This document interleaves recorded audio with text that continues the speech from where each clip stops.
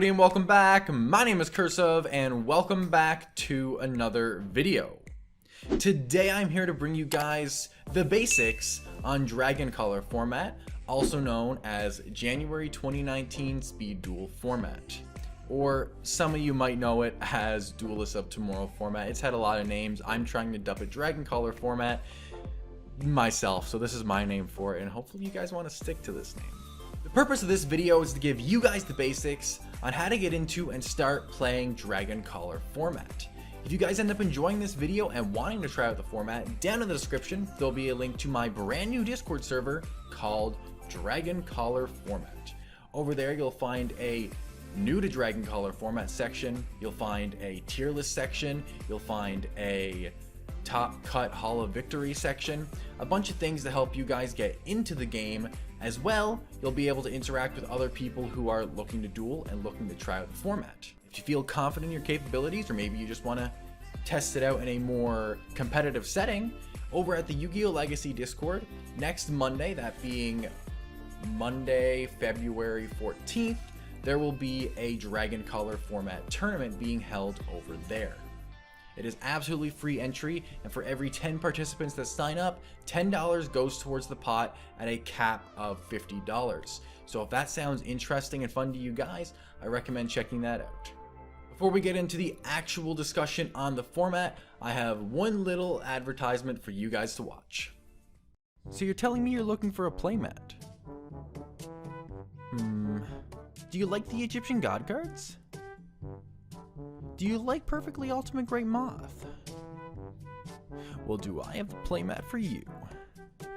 Diabolus the Tormentor crushing the meta playmat, available at etsy.com/shop/curseofYGO. You can get it today, tomorrow, or the next day, but you should probably get it sooner rather than later. So the first thing I want to go over with you guys is the time frame of this format. This format began on January 24th, 2019, which was the start of Speed Duels and the release date of the two first sets. And it then continued until March 28th, 2019, which was the release date of the Arena of Lost Souls booster. The Arena of Lost Souls booster introduced cards such as Sphere Kuriboh, Michizor, and Senju of the Thousand Hands, which switched up the meta, created more staples, and made ritual strategies much more playable. But obviously none of these cards are legal in this format, so let's go ahead and focus on what is. The two sets that were legal at the time of this format was Starter Deck Duelists of Tomorrow and Starter Deck Destiny Masters. These two starter decks gave us access to many iconic character skills and iconic cards that they played in the original DM anime. This included cards such as Blue Eyes White Dragon, Dark Magician, Red Eyes Black Dragon, and the Harpy Ladies, and many more that I have not mentioned. Along with the very limited card pool, there was also other differences from Dragon Color format to the Speed Duel format you guys know today. For example, the extra deck back then was only 0 to 5 cards, and there was no side deck at the time. This means that during the match, you were only able to play what you brought in your 20 to 30 card main deck and what you brought in your 0 to 5 card extra deck. No side decking would occur, and you would just go directly from game 1 into game 2 into game 3. Not only was the size of your extra deck and side deck different back during Dragon Color format, but skills were also handled differently. For example, nowadays after a skill resolves, you're able to use quick effects upon resolution and then pass priority to your opponent, giving them the ability to also activate quick effects upon resolution. But back during Dragon Color format, after a skill resolved, you would proceed right back into an open game state, and only the turn player would be able to use card effects. A good example of this is if your opponent normal summoned Lord of D and activated their Dragon Color skill to search for the Flute of Summoning Dragon from their deck to their hand, you would not be able to activate Light Force Sword on resolution of this skill effect.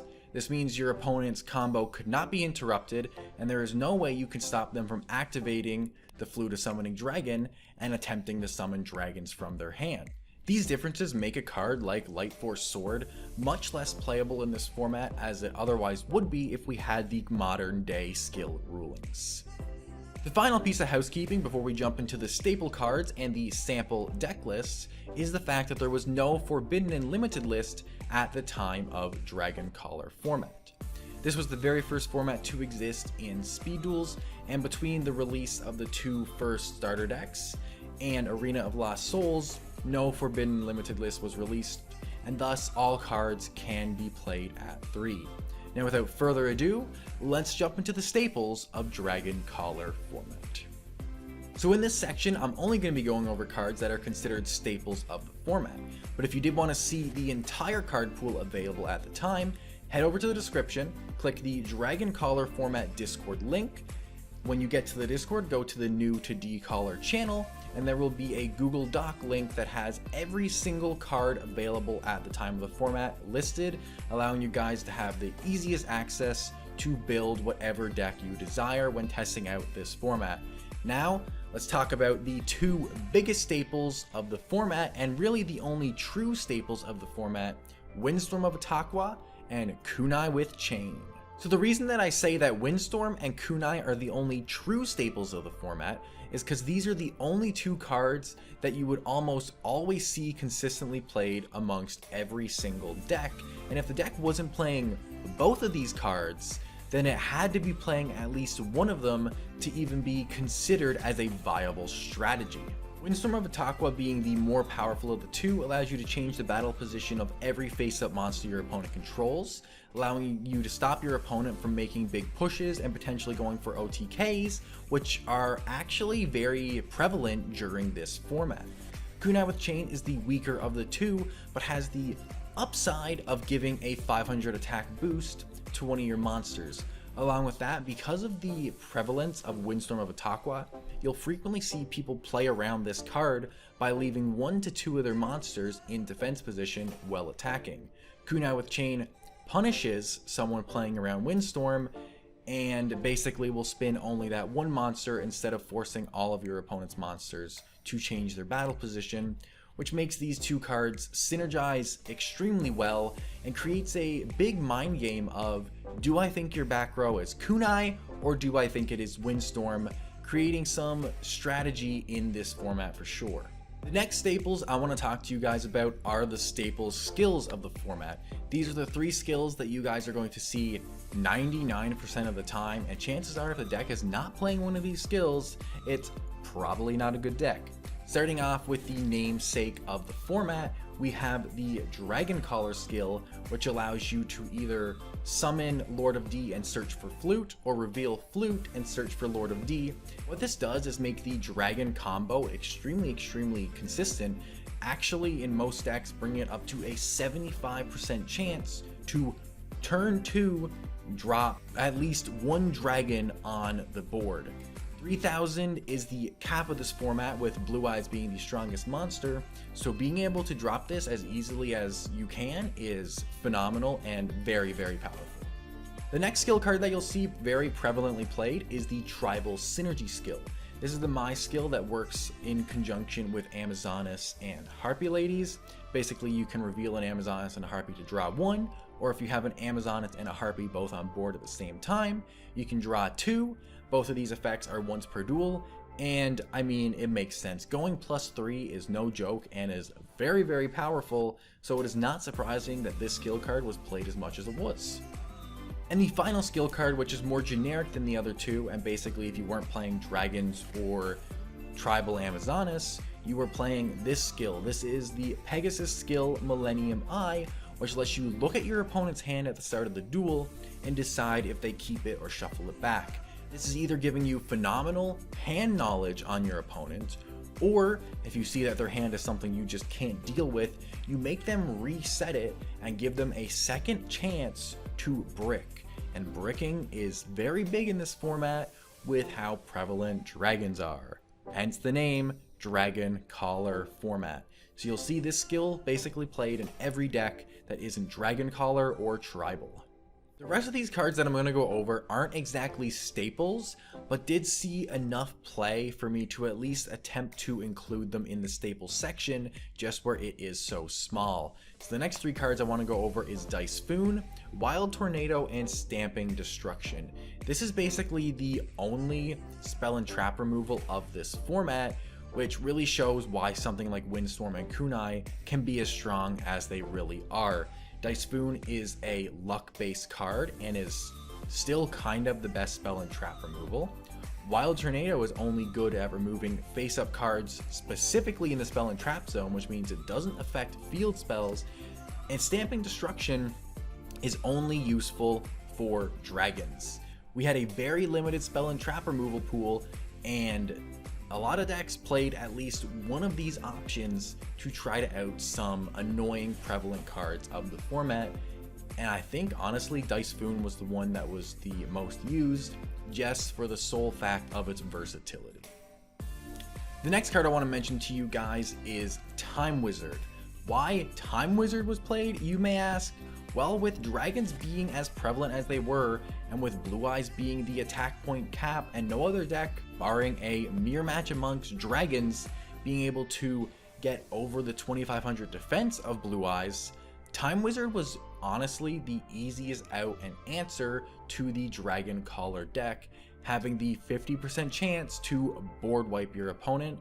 So you do see a decent amount of decks actually playing one of these in the main deck as a potential dragon answer. Yikes. The last card I want to mention here is Golden Apples. Golden Apples is a card that I don't think is that great, but seen a lot of play early on in the format and still sees some play now. Basically what this card does is nullify your opponent's attack and create a token that is equal in attack and defense to the damage that you took.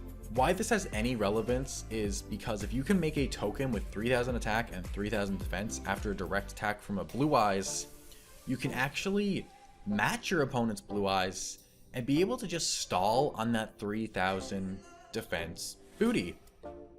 What makes this card bad is that anyone playing dragons can easily play around Golden Apples by just attacking with Lord of D first. So this card isn't great, but it's seen some play and some people can argue for it. Going off into the sample decks here, the very first deck we're going to cover is Dragon Caller. What makes this deck the namesake of the format is because although not the strongest deck of the format, it is very easily the defining deck of the format. What I mean when I say that is because of Blue Eyes and Tyrant Dragon's massive attack and defense stats, they are the cards that basically decided what could be played in this format, what is relevant in this format. Because if your deck cannot consistently out a 3000 or 2900 body, then your deck cannot compete. So although not the strongest deck in the format because of consistency issues and being a one-trick pony, it is easily the defining deck of the format. The next deck we have here is the Amazonas Tribal deck. This deck takes advantage of the Tribal Synergy skill card by playing 3 Harpy Ladies in an Amazonas build. What makes this deck so strong, and actually the strongest deck of the format, is its consistency, the fact that it has early game plays and late game plays, and also the fact that it has Blue Eyes and Tyrant Dragon answers in Amazonas Heirloom, and the burn damage caused by Amazonas Swordswoman. If you put your opponent's dragons in defense, you can swing into them with Swordswoman and deal 1000 damage to your opponent. And if they're in attack and you swing in with Swordswoman, you deal 1500 or 1400 damage depending on which dragon you're facing down. Thus, this deck has the ability to burn your opponent to death and also just out basically the dragon's one play with access to Heirloom and popping their monsters. Easily the most consistent deck of the format and the strongest. The next deck we have here, and the last meta contender for the format, is Pure Amazonas.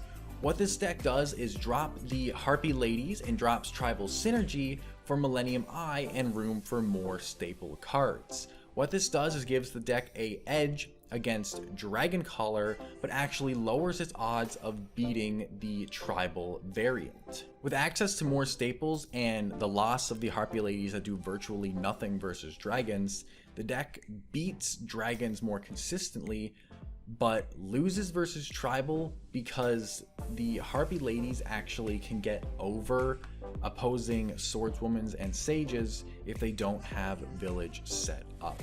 Along with that, they don't have the +3 option that the tribal synergy skill gives them. So although a powerful contender, you trade a matchup versus one for a better matchup versus the other. So you see a lot of people playing pure, you see a lot of people playing tribal. Which one's better? Hard to say. The next deck we have here, which is more of a rogue / fun strategy, is Gravekeepers. This deck basically has any chance of winning only because they have access to Gravekeeper's Oracle, which can out the dragons by debuffing them by 2000. Sadly, it is a lot less consistent than the Amazoness way, and a lot of dragon builds play Champion's Vigilance, which just stops Oracle, and if they stop Oracle, this deck loses all outs to dragons, thus it's more so just a fun deck. The final deck I'm going to show you guys, just for some variety, is my Bad Toon OTK deck. This deck basically tries to OTK past dragons instead of trying to deal with them by setting up a Toon Summon Skull turn 1 with some protection and either a Toon Rollback or a second Toon Summon Skull to go for lethal. Definitely just a fun deck, definitely not a good deck, but it does exist. Thank you guys so much for watching this video, and if you did enjoy, I highly recommend hitting that like button down below and also that subscribe button. Also leave a comment, tell me if you plan on playing this format, tell me if you think this format seems cool. And if you do, there's 2 links to 2 different Discords, one where there's a tournament being held, and one that is literally centered around this format. Highly recommend you guys heading over and checking both those out. But anyway, that's a wrap guys, catch you up tomorrow, but the following day for another video. Peace.